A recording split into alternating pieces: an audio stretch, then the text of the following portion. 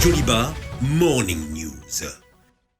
Un atelier régional de démarrage de la mission d'études portant réalisation d'un diagnostic prospectif du massif du Fouta-Djallon assorti de l'analyse des opportunités de restauration des écosystèmes dégradés du massif s'est ouvert dans la matinée de ce jeudi 23 septembre 2021 à l'hôtel Mandé. Les détails à suivre.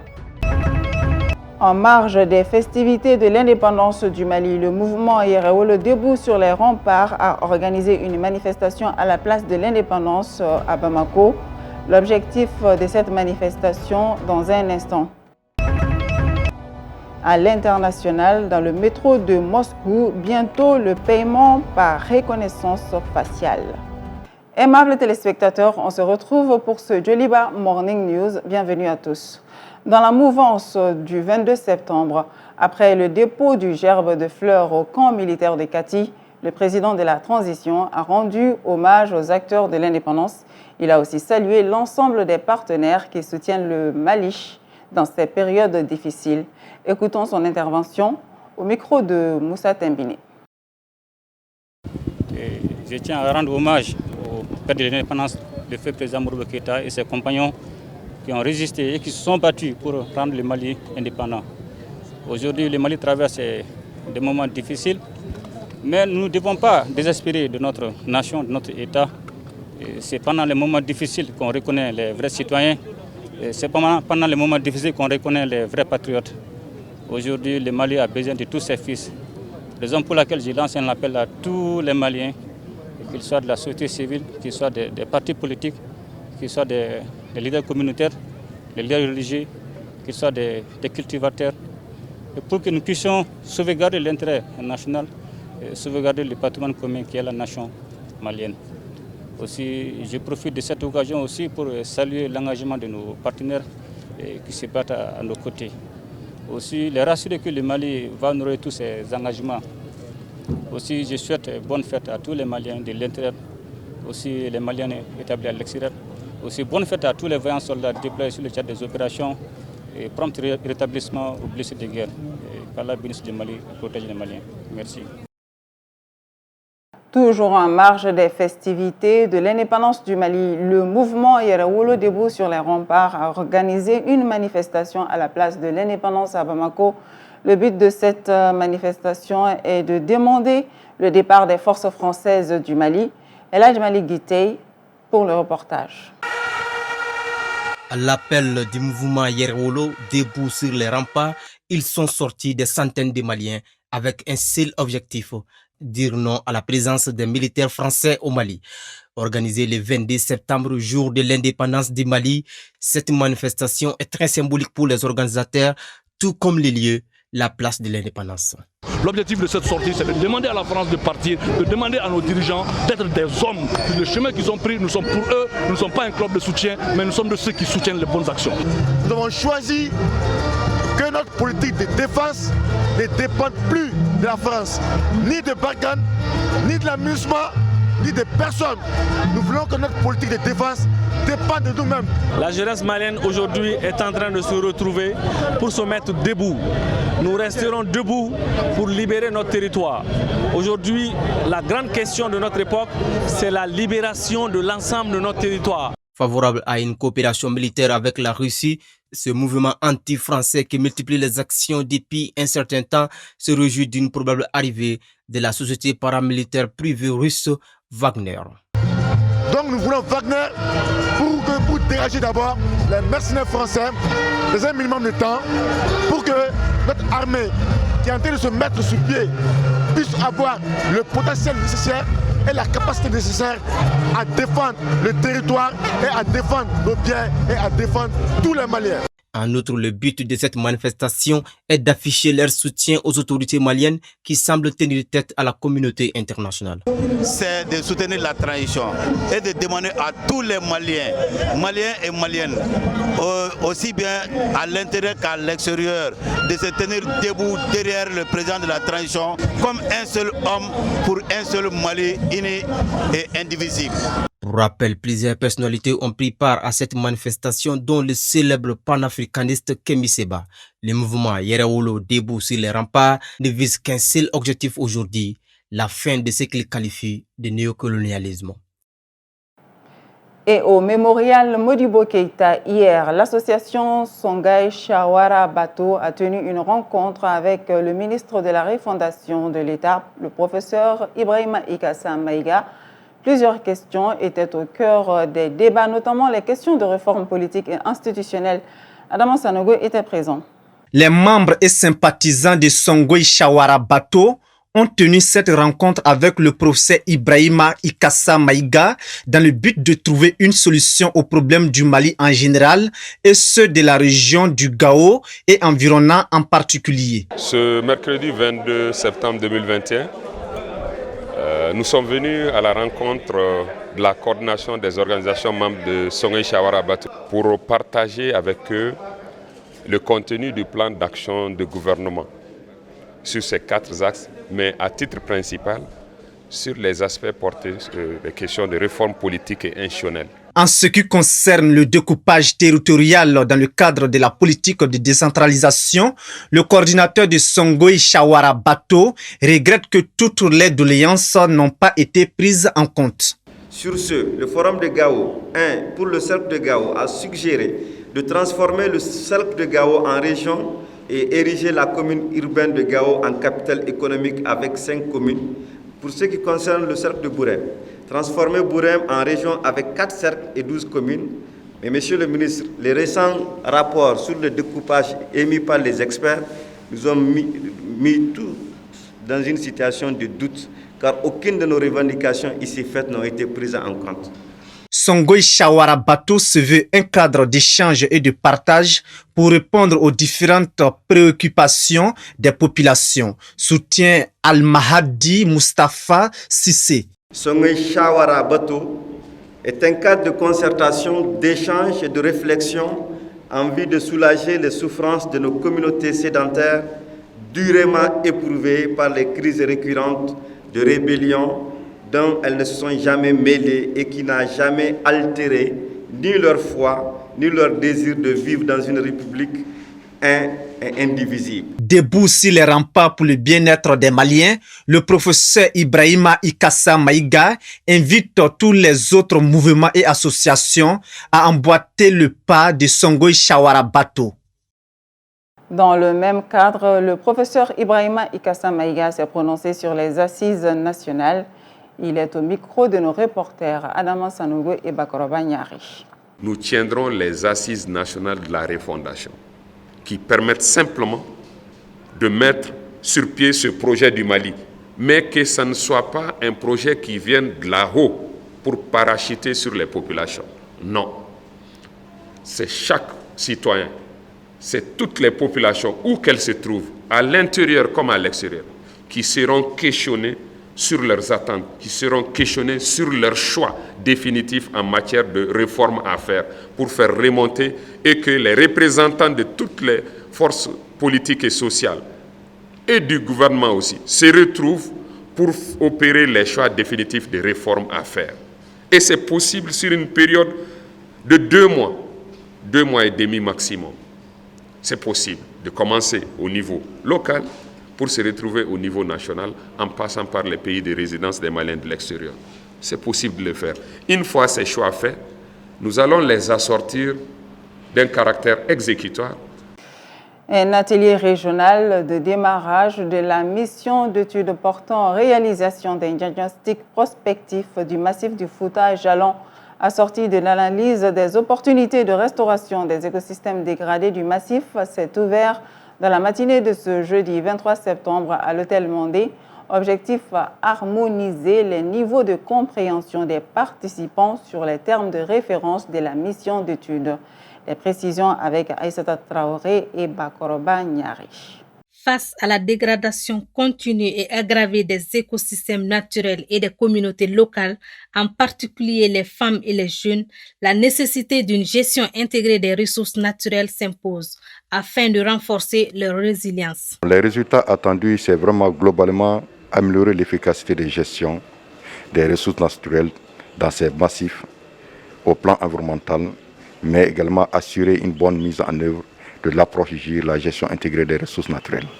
C'est donc en réponse à ces multiples enjeux que les activités du projet partenariat régional sur l'eau et l'environnement en Afrique centrale et occidentale sont conduites dans les grands bassins hydrographiques de ces zones ciblées.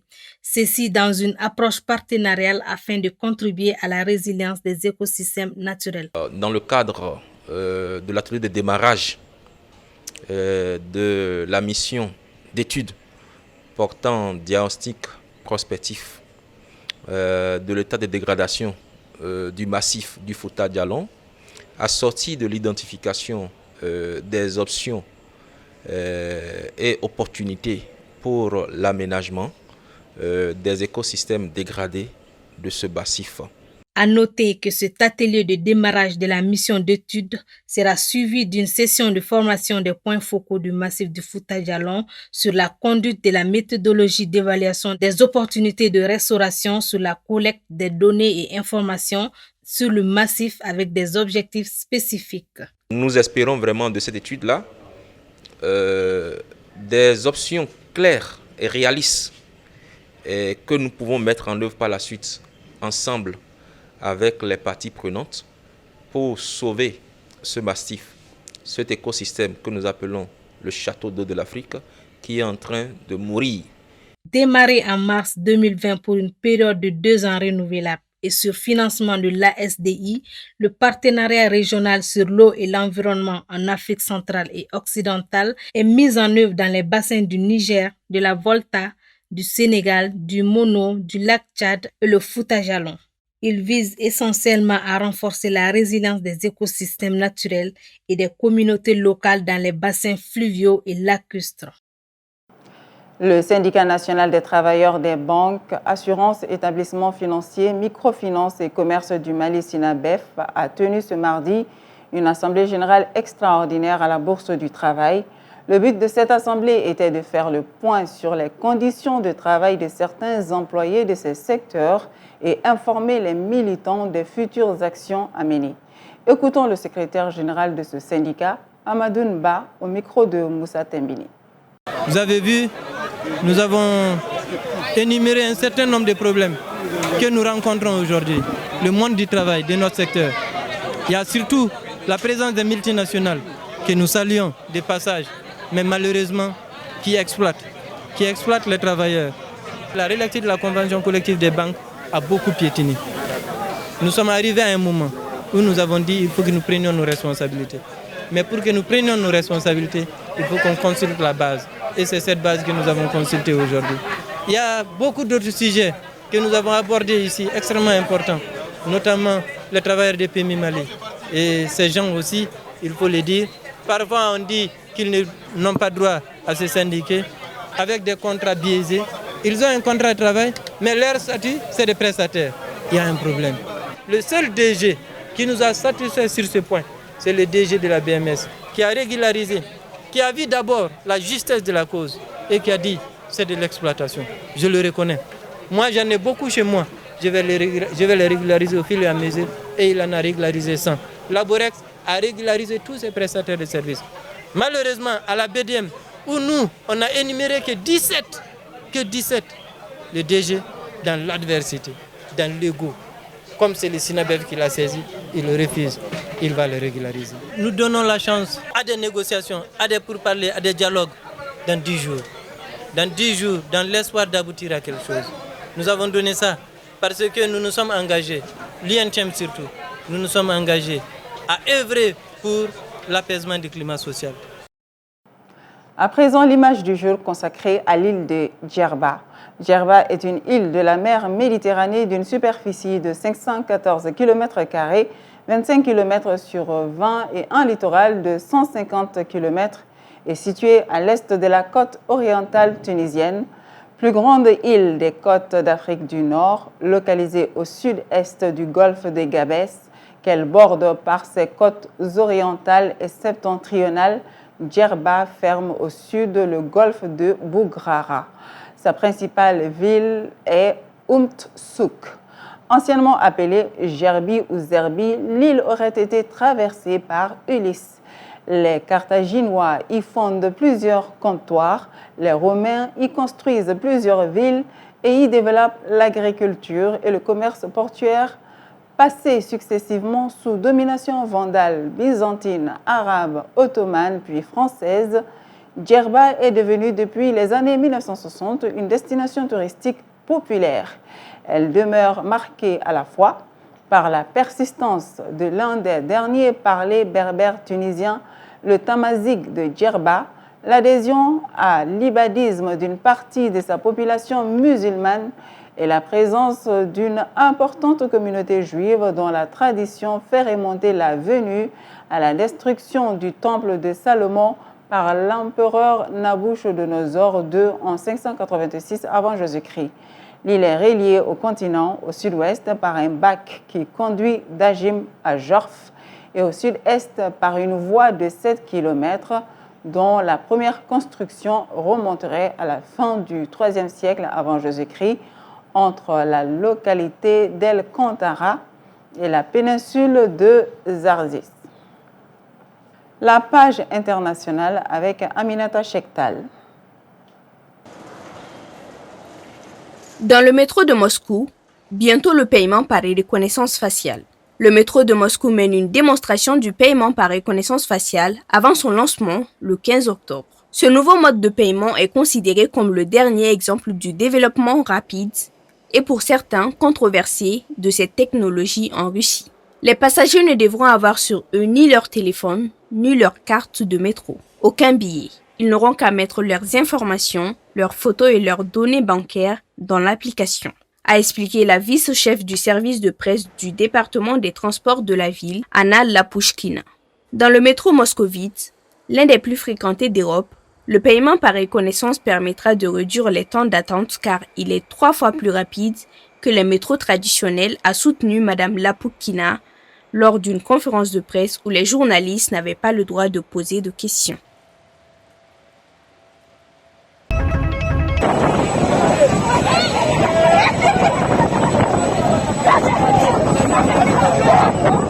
L'atterrissage de migrants expulsés des États-Unis à l'aéroport de Port-au-Prince en Haïti est source de colère. Ces dizaines d'Haïtiens sur le tarmac de l'aéroport de Port-au-Prince se dirigent vers l'avion qui vient de les ramener en Haïti pour récupérer leurs affaires.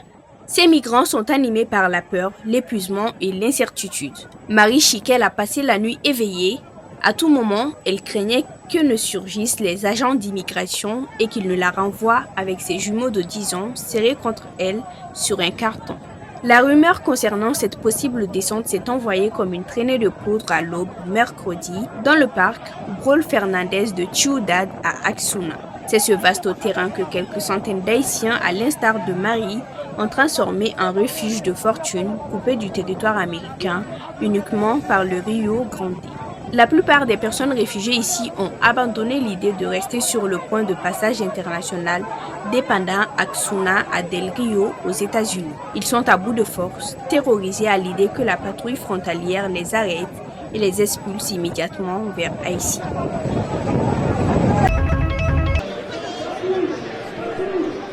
À Paris, plusieurs centaines d'enseignants manifestent pour une révalorisation des salaires et l'amélioration de leurs conditions de travail. Selon le ministère français, le taux de grévistes serait de 4 à 6% et 15 à 32% selon les syndicats de l'enseignement. Cette première journée nationale de grève dans l'éducation nationale depuis la rentrée scolaire se tient à l'appel de l'intersyndicale CGT, FSU, FO et SUD. Des manifestations sont prévues dans différentes villes de France ainsi qu'à Paris. Ghislaine David, secrétaire générale du SNUP-FSU, premier syndicat du primaire, assure que ce taux de 15% d'enseignants grévistes ne reflète pas le mécontentement actuel. La crise sanitaire, les fermetures de classes en cas de Covid et la rentrée encore proche font que les enseignants ne sont pas très engagés car ils ne veulent pas pénaliser les familles, assure-t-elle. La situation est disparate selon les académies, mais on constate par exemple qu'en Seine-Saint-Denis, le taux de grévistes monte à 25% aujourd'hui. Pour Sophie Vénétitaï, secrétaire générale du SNS-FSU, premier syndicat du secondaire, collège et lycée, Le taux de grévistes de 32% montre que les enseignants sont prêts à agir et à se mobiliser même en temps de rentrée scolaire. Et voilà, c'est la fin de ce Joliba Morning News. Aimables téléspectateurs, merci à toutes et à tous pour votre aimable attention. Dans un instant, la page météo. Excellente suite de programmes sur Joliba TV News.